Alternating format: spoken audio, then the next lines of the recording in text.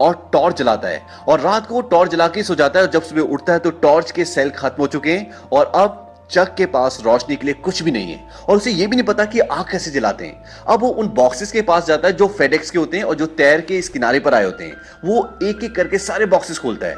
उसमें उसे बहुत सारी चीजें मिलती है लेकिन उसके काम की एक दो ही चीजें होती हैं। एक उसे जूते मिलते हैं जो स्केटिंग के होते हैं और जिसके नीचे ब्लेड्स लगे होते हैं। वो उनके ब्लेड्स निकाल लेता है और अब उसके पास एक चाकू टाइप की चीज है जिससे वो नारियल को आराम से फाड़ सकता है और किसी भी चीज को शार्प कर सकता है। वो एक लकड़ी को शार्प करता है, उसे एक औजार की तरह बना लेता है और इस बार दोबारा वो मछलियों को और केकड़ों को उससे पकड़ने की कोशिश करता है और वो मछलियों को पकड़ने में कामयाब हो जाता है। हालांकि केकड़े तो उसे पहले भी किनारे पे मिल जाते थे लेकिन मछली को पकड़ना लगभग नामुमकिन था। इसके आगे चक के सामने सबसे बड़ी समस्या ये आती है कि वो केकड़ों को कच्चा नहीं खा सकता और इसीलिए अब उसे आग की जरूरत है और वो आग जलाने की बहुत कोशिश करता है। उसमें उसके हाथ भी छिल जाते हैं लेकिन चक को कामयाबी नहीं मिलती। वो बहुत फ्रस्ट्रेट हो जाता है, जोर जोर से चिल्लाने लगता है।